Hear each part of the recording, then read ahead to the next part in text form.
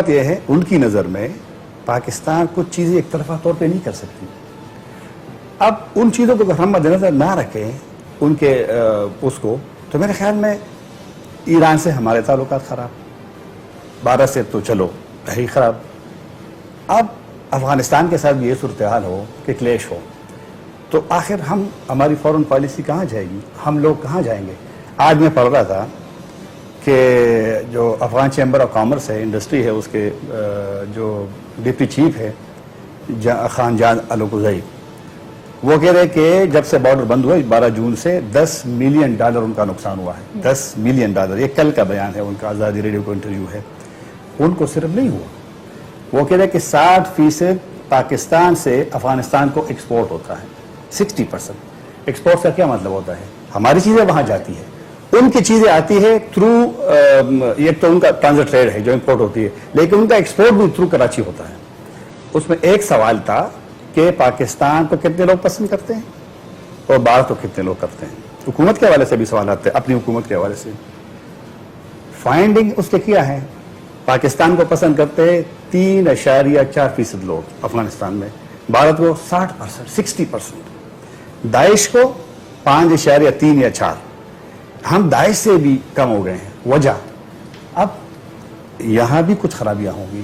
خان صاحب نے بھی منشن کیا تھا 3.4% جو پاکستان کی فیور میں شاید جو وہ سروے آ رہا تھا 3.4% اینڈ کمپیئر ٹو انڈیا وہ 60% سے زیادہ کی تعداد.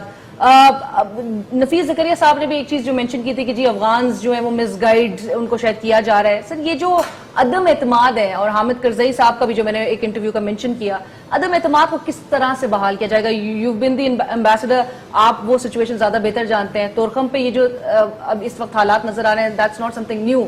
2004 میں بھی گیٹ کے بھی حوالے سے کہا جاتا ہے کہ گیٹ بنا ہوا تھا جو کہ ختم کرنا پڑا تھا طورخم اور جلال آباد سڑک بنانے کی وجہ سے. کیا کہیں گے سر؟ افغانستان کے سابق بادشاہ جو اب مرحوم ہیں، ان سے میری ملاقات ہوئی تو انہوں نے کہا کہ 1956 میں پاکستان تشریف لائے تھے.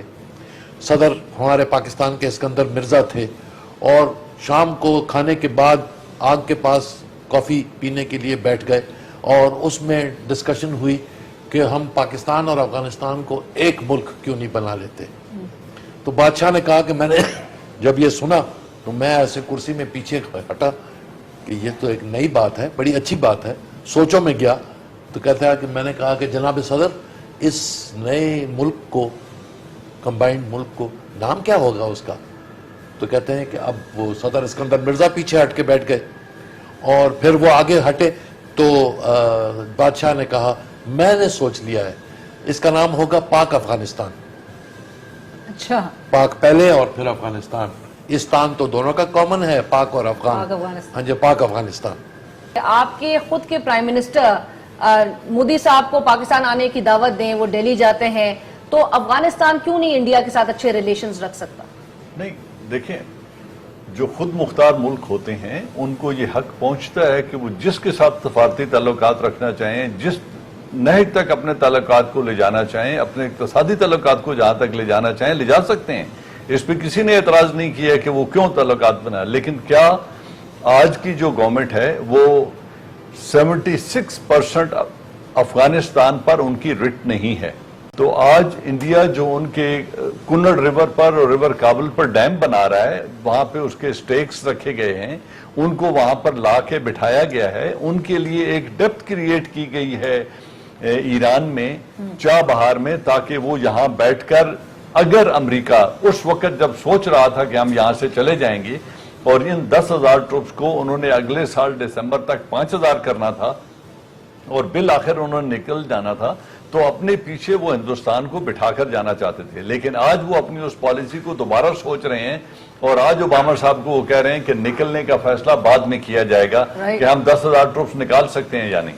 تو یہ جو گیلپ سرویز ہیں، they are restricted to Kabul only, اور کابل کے اندر بیٹھ کر آپ جو اوپینین فارم کرنا چاہتے ہیں کر رہے ہیں. اگر یہ کہہ دیں جی پاکستان کی حمایت 100% ہے تو میری صحت پہ کوئی فرق نہیں پڑتا، اگر وہ 3% کہیں تو بھی مجھے اس سے کوئی فرق نہیں پڑتا. ہمیں پتہ ہے کہ ہم اور افغانستان کہاں کھڑے ہیں اور کتنے وہ خود مختار ہیں اپنی پالیسی میکنگ میں.